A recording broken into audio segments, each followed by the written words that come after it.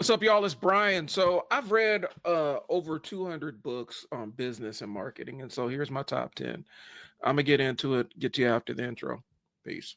Matter of fact, we'll skip the intro. Let's get into it because I got a lot to go, a lot of miles to travel and not a lot of time to get there. Okay. So first things first, I want to preface this conversation by saying this is my current top 10. It's not static. It changes around, and a lot of times it's really contextual depending on what kind of season my business is in. Okay. This isn't really a ranked list. I don't like ranked lists because I feel like each book has its own value tied to it. So the order is pretty random. I just picked the 10 best or the 10 that are most pertinent to where I am right now as a business owner. Um, Another caveat. So I mixed in some psychology books and things along those lines because these are pertinent to being a better marketer. And so that you're going to find that mixed in. Okay. Now, I want to give you what the rules are to be on this list. One, the first thing and the most important thing for me, one of the most important things for me is how actionable is this information? Theory is dope. Theory is amazing. We love theory. I can sit and talk theory all day with people, but is this thing going to give me the stuff I need to get started? That's a really important consideration when I'm looking at these books. Um, Clarity is number two. Does it convey complex ideas simply, or does it try to drop you into a pool of jargon? And if it does drop you into a pool of jargon, does it explain the jargon simply? Um, because a lot of times the books, sometimes books end up just becoming um, whoever's writing indulging and flexing their knowledge over you, but they're not really telling you or communicating in a way that allows you to duplicate the results or emulate or actually use what they're saying. And so clarity is very important to me. Three, return value. How often do I revisit this book? Um, when I have physical books, normally it's highlighted. For digital books, I abuse the bookmark feature in Audible. Like my bookmarks, I can literally go through an entire book just based on bookmarks because I bookmark everything that sticks in my mind or that I want to come back to. How often do I refer back to this? Because a one and done book is amazing, but for me, it has to have some level of repeat value. Okay. Um, and so sometimes some books are so good, they're just not in the right season. And so um, it kind of is an extension of return value, but um, staying power. If this book isn't in my top 10, can it return to my top 10 because it's so valuable? And so some of these books fall into that. Okay. So I just want you to understand that. So, how to use this episode.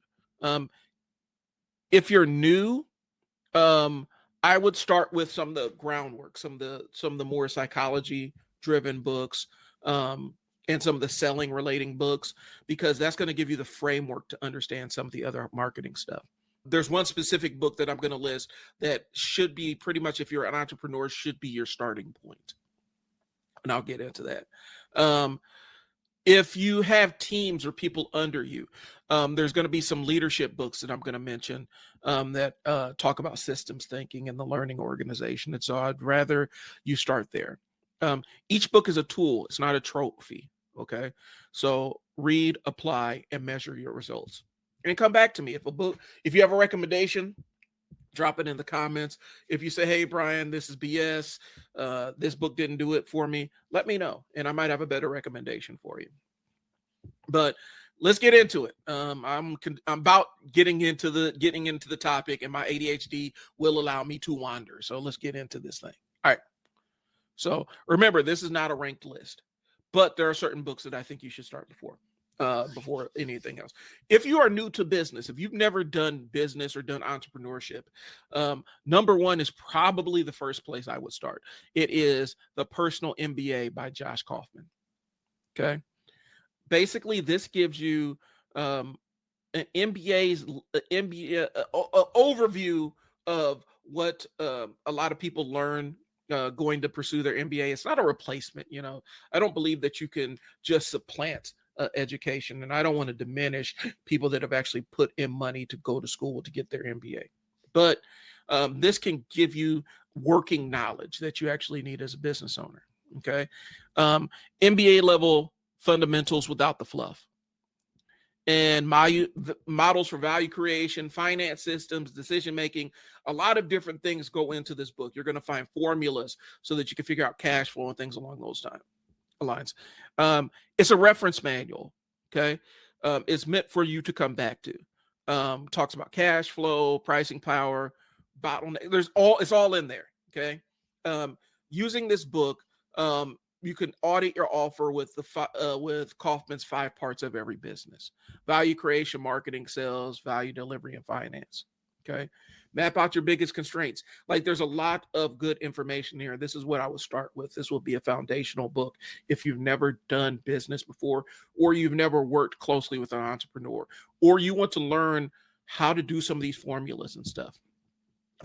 Really important book. I highly recommend starting here if you've never done business before, or you've been doing business but you don't know how to do your numbers. And I refer back to it because I am not the best with my numbers all the time, and so sometimes I need to go back and get a formula. Okay. But I pull this out when I'm kind of designing an offer, or if I feel like the numbers aren't matching up and I need to refer to it to grab some formulas and stuff. It's just a good book to get started and lay some groundwork. Okay, cool. The next book I'm going to throw in here is Influence by Robert Cialdini. It talks about influence. It's one of the seminal marketing books. It's one of the seminal books. If you've ever heard of the term, I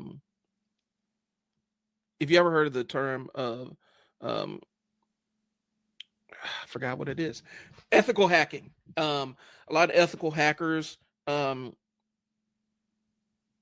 lot of people that are in that space, the people that hack human beings to get access to account information, the ones that are on the good guy side, which do penetration testing and stuff for businesses. um, they are really this is one of the books that you got to read before you get into that field. It talks about a lot of the psychology about how we make our decisions. And just and it touches so many different places that you need to understand to a degree how the human mind works. You have to understand how the human mind works to be able to write really effective ads and write really effective copy and do business and market. And so the reason why this is super important and why this book is important is because this gives you all the frameworks here. Okay. The term I was actually scrambling for is social engineering. Social engineering is basically the art of persuasion and how to get people to do the things that you want them to do. Okay. And you don't have to look at it as a manipulative thing. Sometimes it's about putting your value and showing how much their life is, how much better their life could be versus where it is if they take up your offer. Okay. It's the bones of ethical influence. There's a lot of scammy stuff out there. You find a lot of it on YouTube and stuff. A lot of the get rich quick people.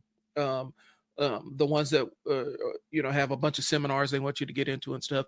This is the ethical side of it.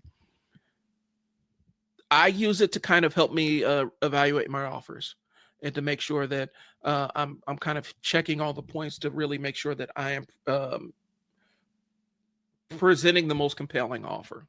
Okay.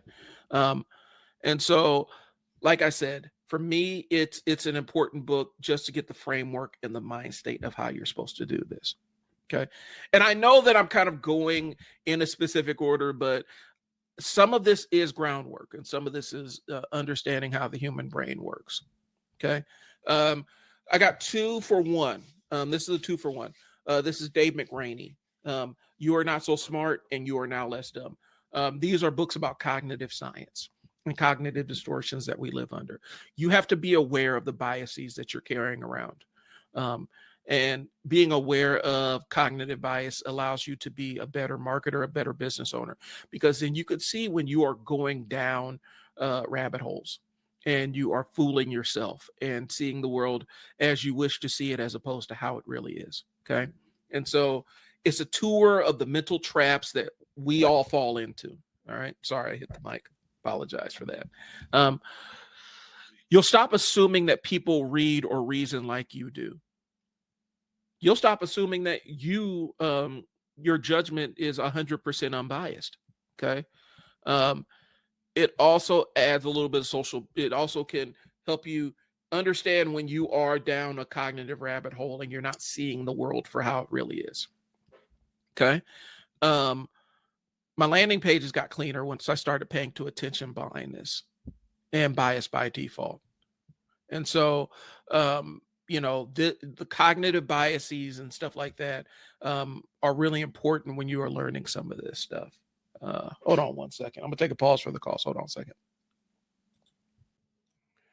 All right, sorry, I'm having some issues with the camera. The focusing is kind of off on this one. I'm using a different camera, so I had to adjust a couple of things. Where were we? Okay, Dave McRaney.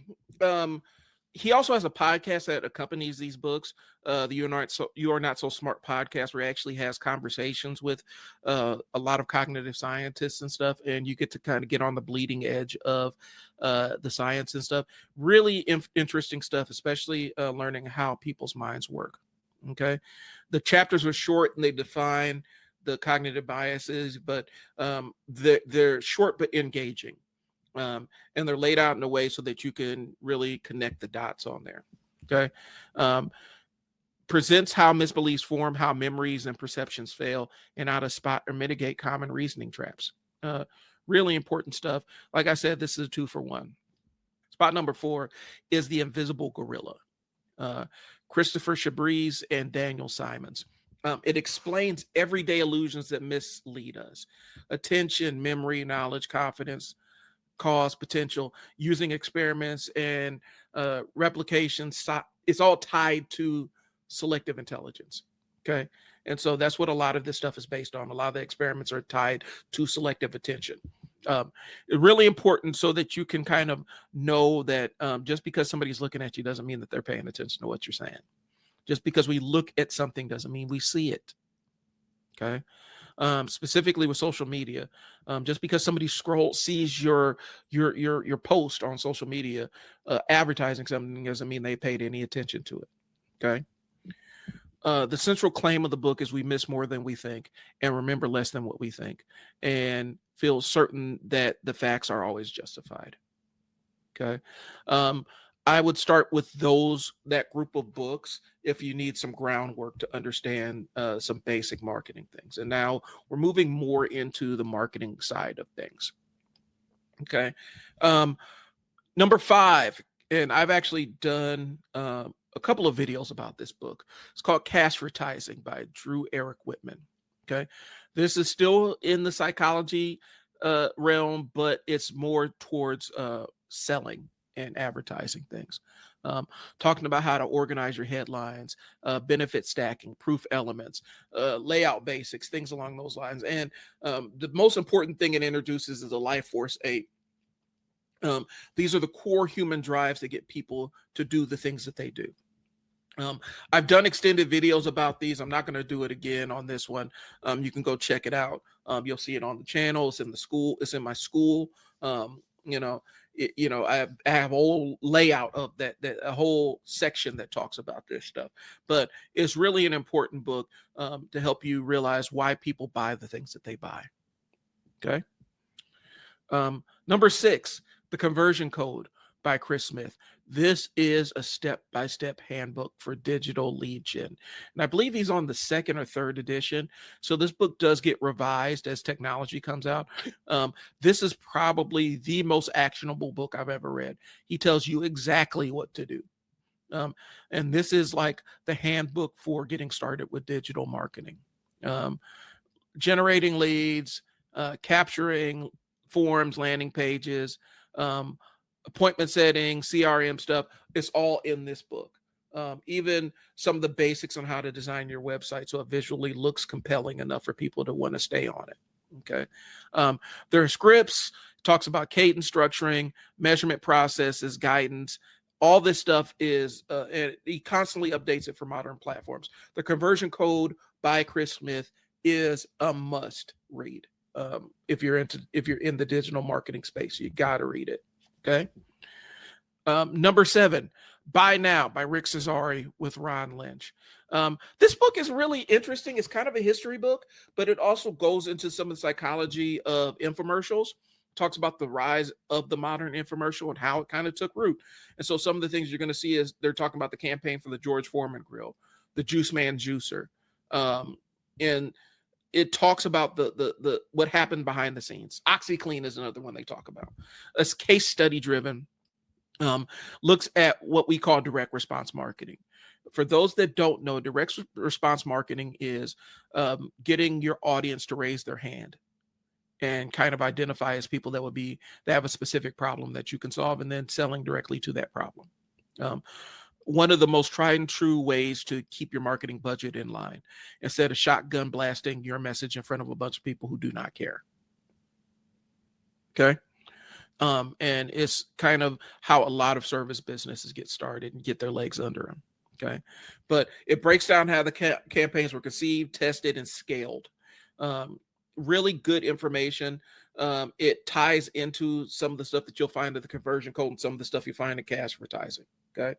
There's no specific order, but if you're new, you need to use the list a little bit differently. Okay. 8. Dan Kennedy is considered one of the godfathers in the direct response marketing space. Okay. And this book isn't on this list. It's one of the honorable mentions, but The Ultimate Sales Letter is probably one of the most important books in terms of correspondence, kind of direct response marketing. Okay. Teaches you how to get people to read long letters and long form copy and make a purchasing decision. Okay. But this book is important just because, and don't let the title throw you, because it does apply to all markets, but it's Dan Kennedy's No BS series, but it's No BS Marketing to the Affluent. Teaches you how to market to the people that have money.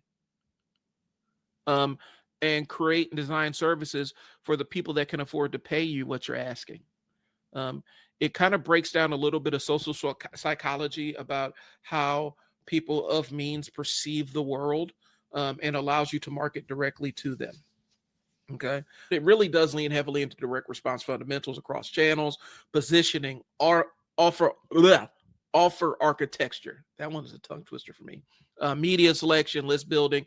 And it does also spend a lot of time talking about delivering a high quality customer experience, because for that segment of the market, the customer experience is everything. They can afford a lot of other options. You have to present something to them that they feel like they can get from you and you alone.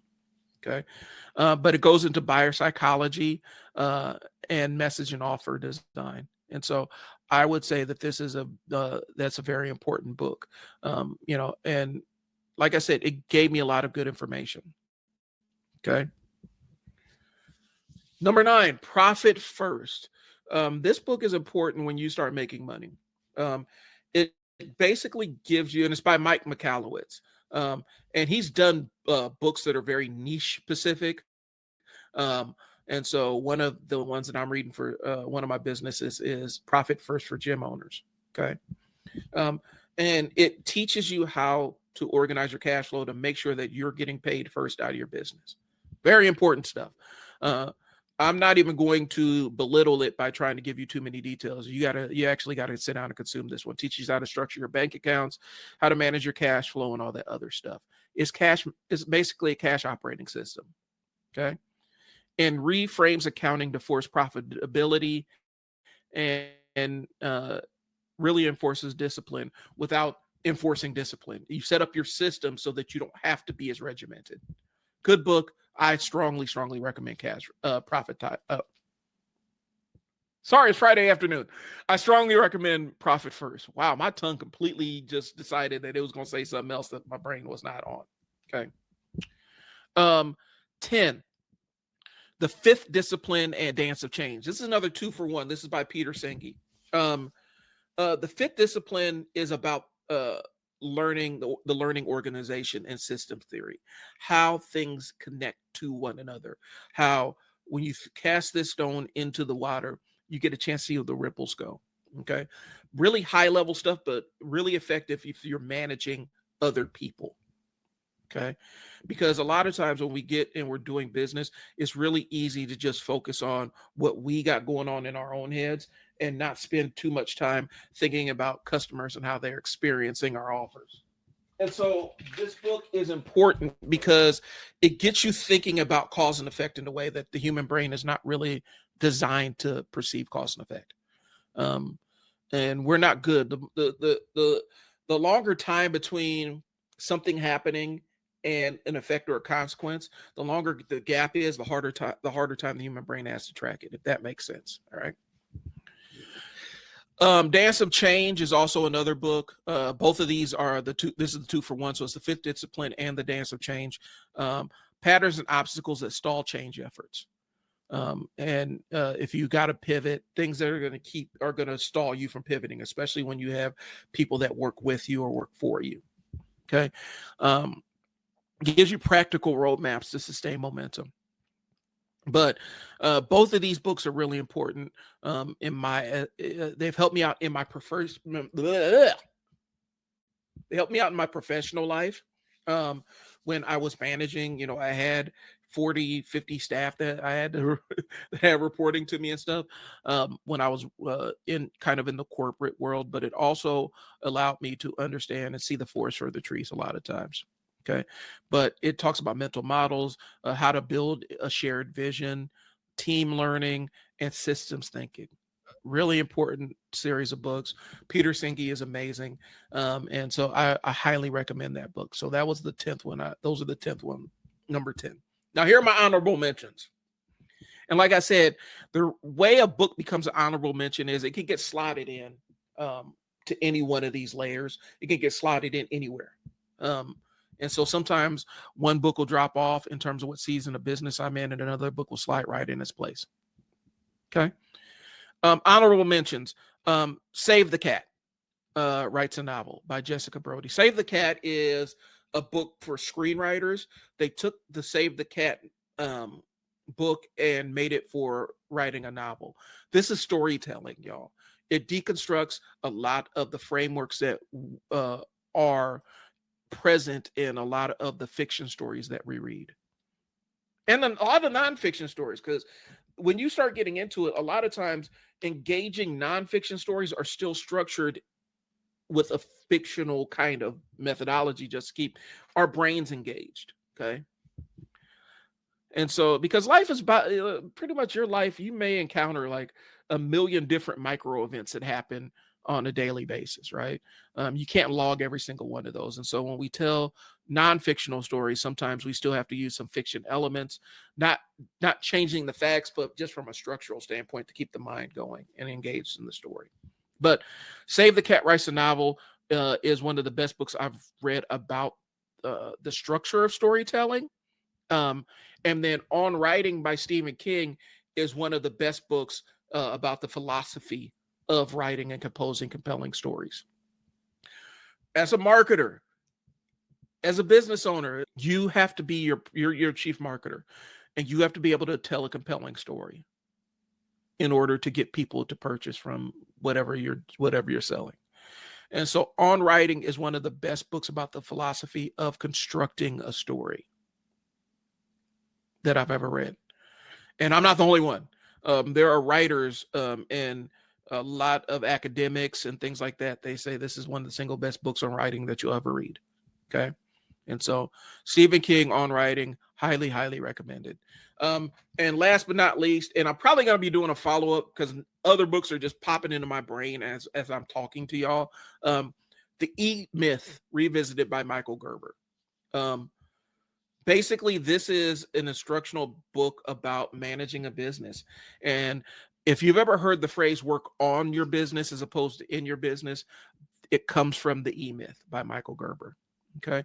It talks about the difference between the technician, the manager, and the entrepreneur, and systematizing small businesses. Really important stuff. It can save you from burnout in a major way. Okay. A lot of times, and I'll keep it short. The technician is the hands-on person. And a lot of business owners start out as the technician. Okay. They go from technician and they may move to manager, where they manage the technician. Okay.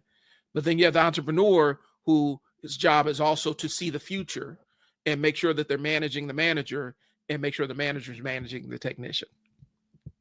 You got to read the book to understand this, but it gives you ways to systematize your business to grow, and sometimes to even maintain. The best thing, one of the big takeaways I picked up from this book is you need to design your business as something that you intend to sell one day, even if you never intend to sell it, because businesses that people want to buy are good businesses. And so you need to design it though, like you want to sell it one day. Okay. And so I'm almost tempted of moving this up into adding an 11th slot and saying the E-Myth might be the 11th slot, just out of top 10 books, because it's so instructive in terms of starting your own business and keeping yourself from burning yourself out completely, because it's really easy to do when you're trying to do everything. Okay. So those are that's the list right there. I'm going to revisit this. I'm probably going to be doing a couple more of these because I'm constantly reading new things. And I really do try to sort books based on how actionable they are. But leave a comment if this connected with you. Leave a comment. Let me know that it connected with you. I need to add one more thing because I'm reading off my outline. I have to have an outline. I'm reading off my outline.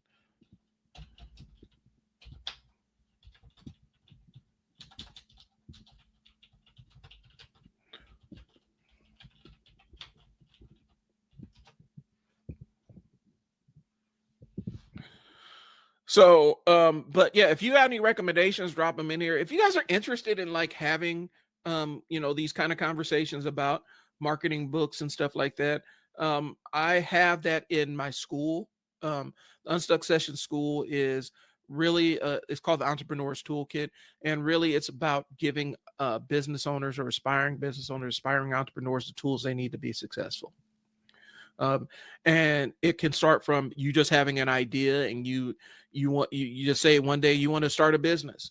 The Entrepreneur's Toolkit can help you assess what skills you have that are bankable, that you can actually build a cash producing business off of. And then it can also teach you the basics of marketing so that you can let people know that you exist. And so, you're going to see the link for that down in the comments.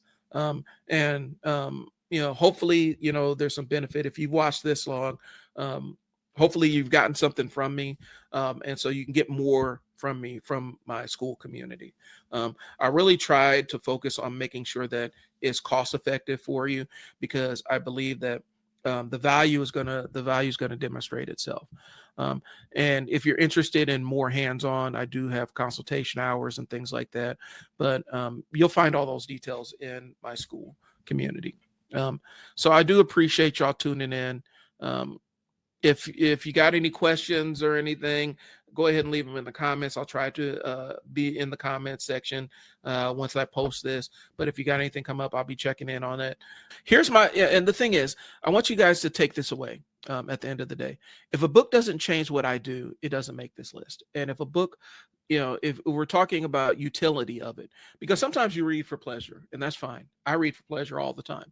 But if I'm saying a book, if I'm buying a book for a specific reason, like I wanted to learn something from it, it needs to teach me the thing that I want to learn. Okay. These are more operating manuals than things that just sit on my shelf. Okay. And they're tools for me to get the job done. Okay.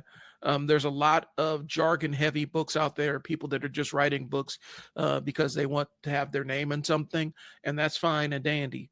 But the thing that I decide if a book is useful in terms of business or marketing or educating me is if I'm able to take action on it. So hopefully you can apply that framework to things that you consume online. Yes, some things we consume for fun, but if you're consuming something for knowledge, make sure that it's adding value to what you're doing. And you don't have to go through a bunch of steps to get to the value. All right. That's all I got, y'all. I do appreciate y'all's time. Thanks for tuning in. Thanks for getting unstuck with me. If you're interested in the school community, go ahead and hit me up. The link's in the description. I'll talk to y'all later. Peace.